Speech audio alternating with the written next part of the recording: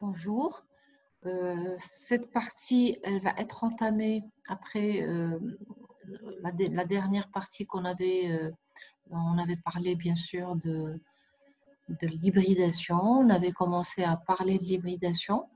On avait dit que l'hybridation était une théorie. Bien sûr, on est obligé de passer à l'hybridation parce que vu les molécules qu'on arrivait à obtenir, qui expérimentalement ont trouvé certaines caractéristiques. Et si on se basait juste sur la théorie des orbitales moléculaires, on ne pouvait pas justement expliquer cette formation ou la géométrie, bien sûr, de ces molécules. On avait parlé donc de la molécule CH4. On avait dit qu'on ne pouvait pas expliquer sa formation juste en faisant juste les recouvrements entre les orbitales atomiques du carbone, bien sûr l'atome central, avec les 1s des hydrogènes qui sont autour. Et on est parti dans les types d'hybridation. On avait dit que l'hybridation, bien sûr, on avait plusieurs types d'hybridation et on avait parlé, bien sûr, de l'hybridation de départ qui est la plus facile, on va dire, et la plus simple déjà à comprendre, et c'est l'hybridation SP. Alors, l'hybridation SP, on voit bien que juste SP, ça veut dire c'est une orbitale atomique S qui sera hybridée avec une orbitale justement atomique P pour nous donner deux orbitales hybrides atomiques. C'est toujours flatomique. Deux orbitales atomiques S et P vont être hybridées, mélangées pour nous donner et nous conduire à la formation de deux orbitales atomiques hybrides. D'accord? Alors, l'exemple avec quoi on va travailler, et c'est un exemple qui va nous expliquer, qui va nous aider à bien comprendre cette hybridation SP, c'est le dichlorure de beryllium. Alors, l'atome central, c'est le beryllium. Le beryllium, on sait que c'est un Z égale à 4. Sa configuration électronique, 1s2, 2s2. Puis on passe à l'état excité pour avoir 1s2, 2s1, 2p1. Donc, la couche de valence du beryllium, c'est 2s1, 2p1. Et on sait que le chlore, c'est un halogène qui possède donc une structure électronique avec une couche de valence 3s2, 3p5. Et on veut justement former la molécule BeCl2. Alors, si on se base justement sur la combinaison, sur la théorie des orbitales moléculaires, ça veut dire qu'on fait quoi? On prend les orbitales atomiques du beryllium, c'est la 2s et la 2p, on va faire les recouvrements avec la 3p du chlore. Bien sûr, de 2 chlore. Traduction. Théoriquement, on doit faire. Le beryllium, il possède 2s, 2p. Ça veut dire deux orbitales atomiques aux couches de valence. 2s, 2p. Et lorsque je dis 2s, 2p, ça veut dire que je veux faire des recouvrements avec les 3p du chlore.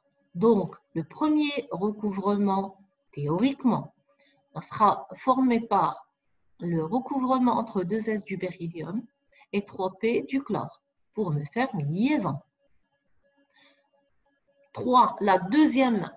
Le deuxième recouvrement, il doit être fait entre 2p du beryllium et la 3p encore du chlore pour me former une deuxième liaison.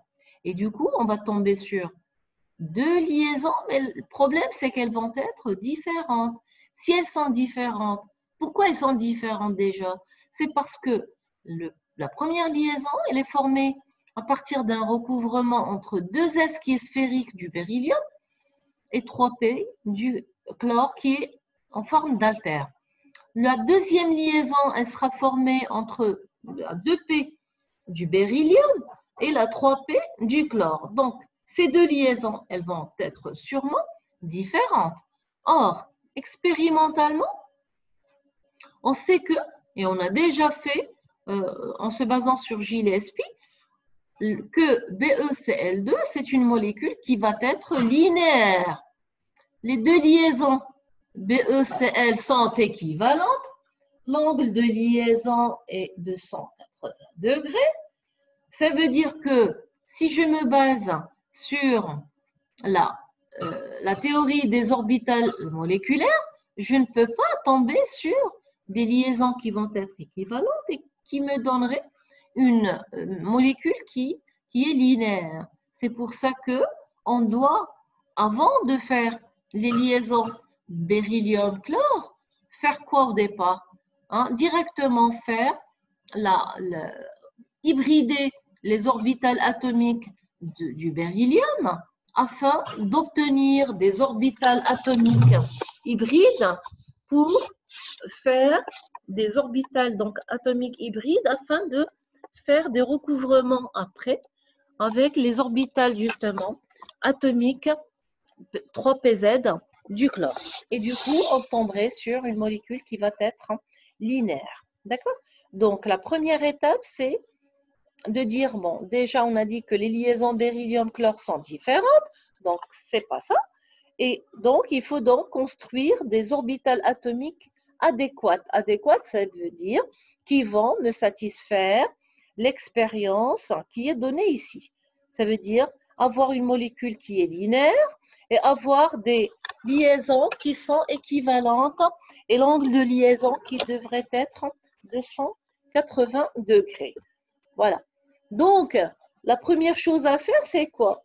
C'est de prendre les orbitales atomiques de la couche de valence du beryllium, qui sont 2s et 2pz, et on va les hybrider pour obtenir des orbitales atomiques hybrides qui vont être en principe équivalentes.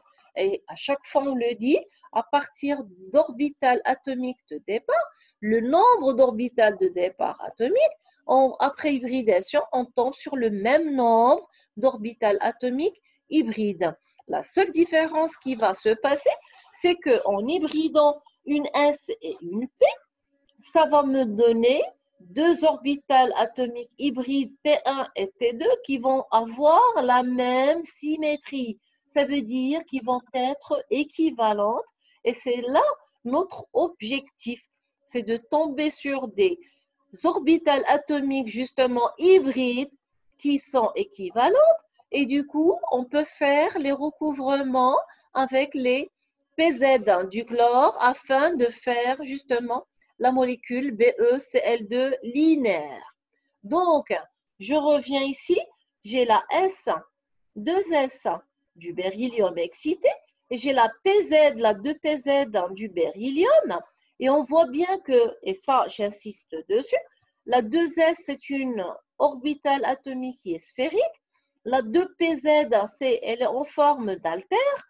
Elle a un grand lobe positif et un grand lobe négatif de même taille. Après hybridation SP, on tombe sur les orbitales atomiques T1 et T2 et vous suivez la flèche. T1 possède un grand lobe positif, d'accord, et un petit lobe négatif. T2, elle va avoir un grand lobe positif et un petit lobe de l'autre côté négatif. Alors, suivez correctement à ce niveau-là. Regardez, il faut remarquer que j'ai choisi un ordre de sens, c'est-à-dire le sens de T1 et T2, parce que j'ai dans ma tête à former BeCl2. Et ça veut dire que si j'ai choisi ce sens de T1 et ce sens de T2, je peux aussi faire T2 de ce côté et T1 de ce côté. Ce n'est pas un problème.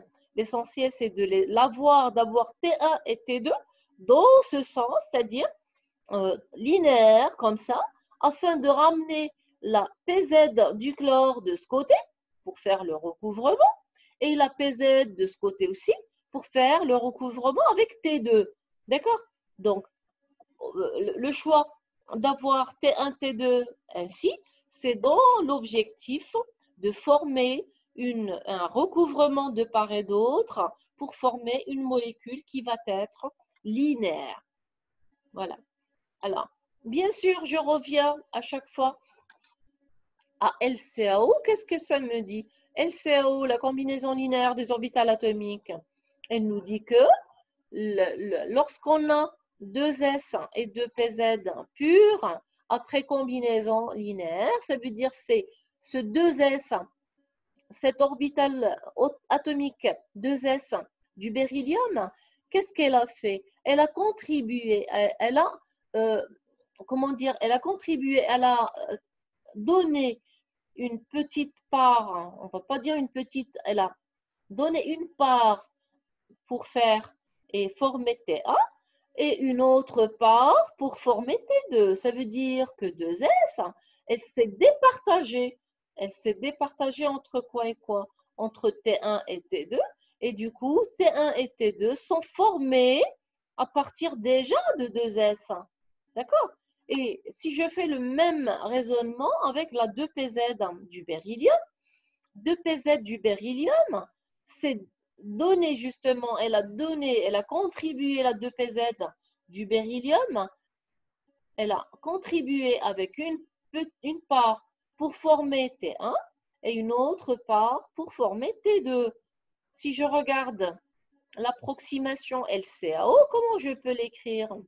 Suivez correctement à ce niveau-là et ayez dans votre mémoire que la 2S, elle contribue, regardez bien, elle contribue avec A1 pour former T1, avec A2 pour former T2.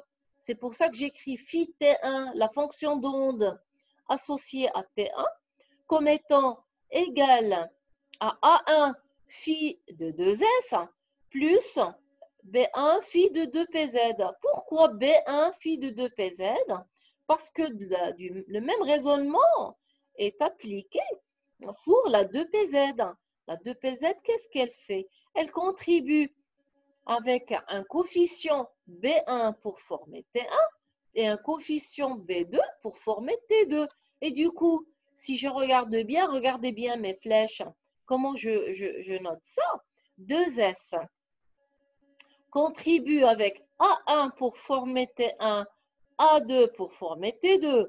Si je passe à 2PZ, du beryllium toujours, elle contribue avec quoi? Avec B1 pour former T1, B2 pour former T2. C'est pour ça que je peux écrire phi T1 égale à A1 phi de 2S plus B1 phi de 2PZ et phi de T2 égale à A2 phi de 2S plus B2 phi de 2PZ. Arrivé à ce niveau-là, comme on a toujours fait avec les fonctions d'onde, qu'est-ce qui est obligatoire à faire? L'étape suivante, c'est de chercher les coefficients de contribution A1, A2, B1, B2. A1, A2, c'est les contributions de 2S dans la formation de T1, T2. B1, B2, c'est les contributions de 2PZ du beryllium dans la formation de T1 et T2. D'accord? Alors, comment est-ce qu'on va chercher les coefficients? On sait très bien. À chaque fois, c'est les principes fondamentaux qui vont revenir et on va les appliquer. Comment? On va travailler bien sûr avec l'intégrale phi I, phi étoile I dv égale à 1, l'intégrale dans tout l'espace. Et ça, c'est la normalité. Toutes les fonctions d'onde, on l'a toujours dit, qu'elles soient atomiques ou moléculaires, elles sont normées. Ça veut dire toutes les intégrales elles sont égales à 1. Lorsque le I, c'est le même. Lorsque j'ai deux fonctions d'onde qui sont différentes, ça veut dire qu'il y a l'orthogonalité qui s'applique, à savoir l'intégrale de phi I, phi étoile, phi J, pardon, dv égale à 0 dans tout l'espace. Appliquons ça à nos fonctions d'onde. J'ai bien sûr, et vous vous rappelez, la symétrie, l'orientation de T1, T2, c'était très important pour moi parce que j'ai un objectif dans ma tête, c'est la détermination, c'est l'objectif, c'était de déterminer justement une molécule qui est linéaire. Donc, j'oublie jamais hein, ce que je veux former. D'accord? Alors, la symétrie des orbitales atomiques, on sait très bien que la 2s, c'est une orbitale atomique qui est sphérique. Qui dit sphérique dit que les AI c'est quoi les AI? C'est les contributions hein, de S dans la formation des orbitales atomiques hybrides. Tous les AI, ils vont être égaux. D'accord? Donc, à chaque fois qu'on a une S, ça veut dire que la S contribue équitablement, je dis bien, d'une façon équitable, dans la formation des orbitales atomiques hybrides. Ici, bien sûr, on n'a que deux orbitales atomiques hybrides T1 et T2. Donc, puisque la contribution de la 2s du beryllium dans la formation de T1, c'est A1, et donc la formation de T2 qui est A2, donc elle contribue de la même façon, ça veut dire que A2 égale à A1 égale à un coefficient A. On va le noter A. D'accord? Alors, de la même façon, les orbitales atomiques hybrides T1 et T2, comme je vous ai dit tout à l'heure, je les ai orientées dans des sens opposés. D'accord? Ça veut dire que T1 est dans un sens et T2 dans l'autre sens. Donc, si je pars avec la 2PZ, la 2PZ, comme ce qu'on a dit, elle va contribuer de la même façon, c'est-à-dire équitablement aussi à la formation de ces orbitales atomiques hybrides T1 et T2, mais à un signe près. Pourquoi? Parce que T1 est orienté dans un sens et T2 est orienté dans le sens opposé de T1. Donc, si je choisis B1, le coefficient de contribution de 2PZ dans la formation de T1 positif, ben, la contribution de la 2PZ aussi dans la formation de T2, il sera négatif. Ça va de soi parce que c'est orienté dans le sens opposé. Et du coup, on tombe sur B1 égale à moins B2 égale à B. D'accord? Maintenant, je reviens et je remplace les A1, A2, B1, B2 par ce qu'on a trouvé. On trouve donc phi T1 égale à A phi de 2S plus B phi de 2PZ. Phi T2 égale à A phi de 2S à moins phi de 2PZ. Donc, jusqu'ici, c'est bien. Et qu'est-ce qu'on va faire automatiquement? Parce que là, on n'a pas encore résolu, on n'a pas encore trouvé les coefficients A et B. Qu'est-ce qu'on va faire? Automatiquement, on pense aux principes fondamentaux, à savoir la normalité et l'orthogonalité. Donc, les principes, si on les applique, la condition de normalisation, elle me donne l'intégrale de phi au carré dv donc égale à 1. Ça va me faire donc a carré plus b carré égale à 1. L'orthonormalisation ou l'orthogonalité, cette fois-ci, ça va me donner a carré moins b carré égale à 0. Un calcul simple va me donner donc a égale b égale à 1 sur racine de 2. D'accord?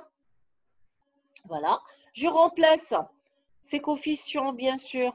Je les mets dans l'écriture des fonctions d'onde T1 et T2. Phi T1 donc est égal à 1 sur racine de 2 facteur de phi de 2S plus phi de 2PZ. Phi T2 égale à 1 sur racine de 2 phi de 2S moins phi de 2PZ. Donc, les fonctions d'onde, bien sûr, des orbitales atomiques hybrides T1 et T2 sont entièrement déterminées. Ça, c'est l'objectif qu'on avait. Bien sûr, une petite remarque ici. Lorsqu'on dit hybridation SP, ça veut dire que ce qu'on obtient au niveau des orbitales atomiques hybrides, chaque orbitale atomique hybride, elle va avoir 50% de caractère S et 50% de caractère P, parce que c'est une SP. D'accord? 50% de S et 50% de P. Contrairement, bien sûr, à ce qu'on va voir au niveau des SP2, SP3 et autres. Alors maintenant, comme j'ai dit tout à l'heure, l'objectif, c'était de déterminer des orbitales atomiques hybrides adéquates qui vont me satisfaire l'obtention d'une molécule BeCl2 linéaire avec un angle de 180 degrés. Là, puisqu'on a obtenu donc des orbitales atomiques hybrides T1, T2 correctement orientées, on a trouvé les fonctions d'onde associées à ça. Qu'est-ce qu'il nous reste à faire? Il reste juste à ramener donc la 3PZ du premier chlore de part et d'autre. Ça veut dire que l'autre 3PZ du deuxième chlore, il va se faire un recouvrement avec la T du beryllium. Traduction.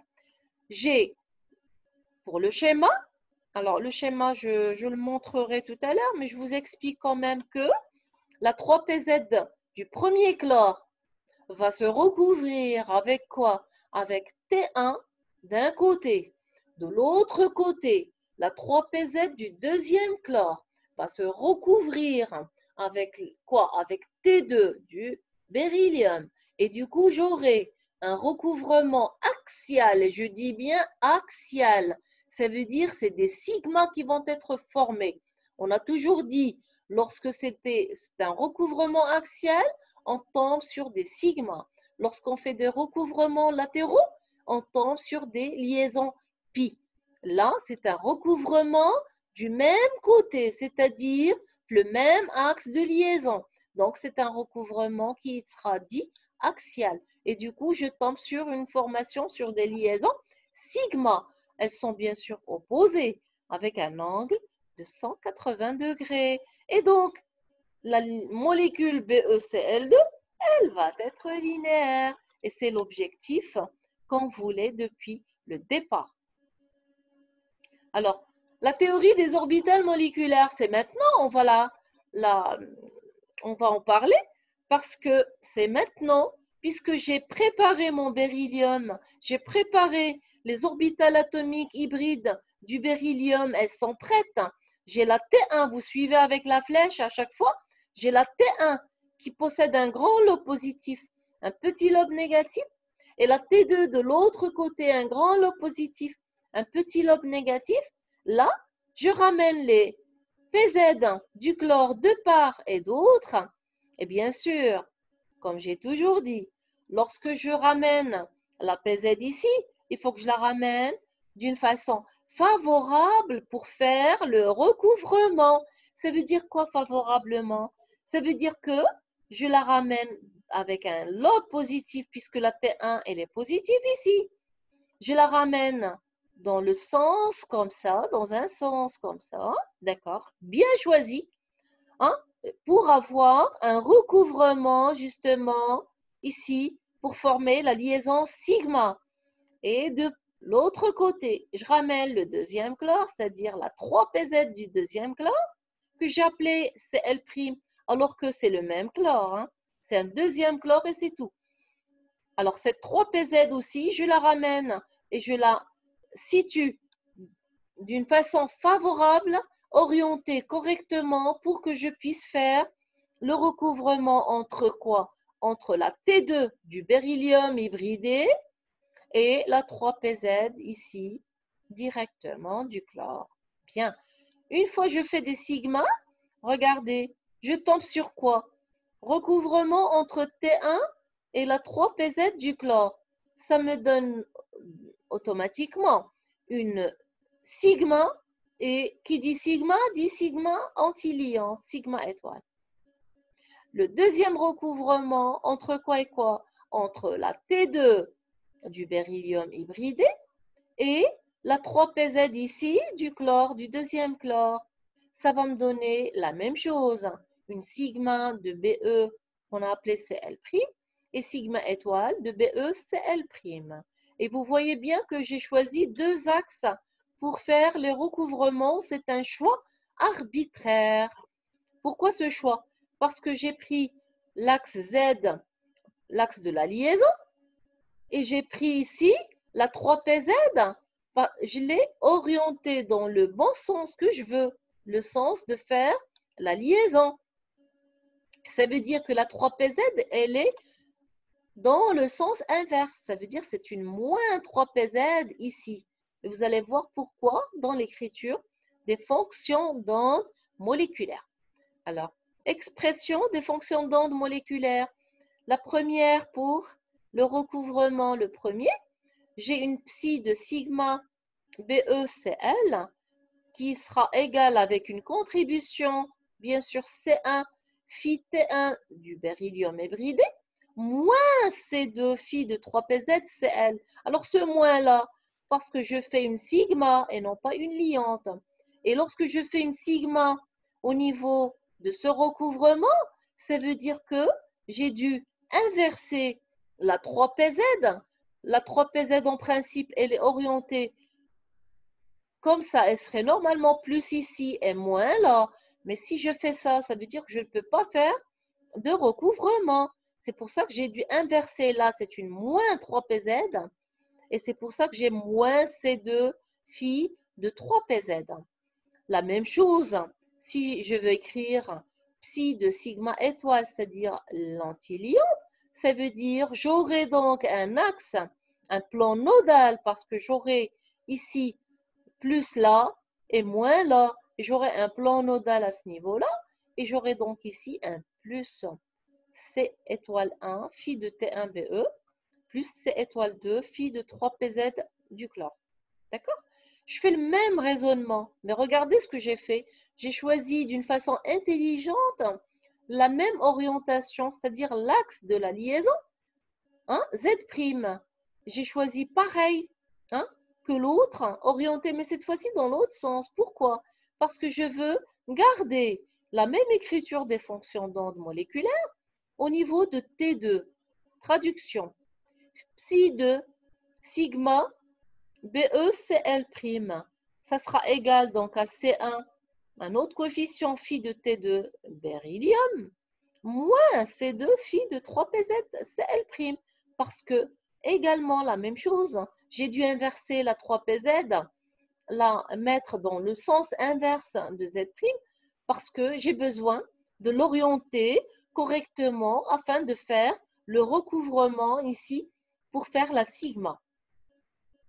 Si je passe à psi de sigma étoile cette fois-ci, j'aurai bien sûr un plus. C'est juste le choix de Z comme ça et Z' comme ça.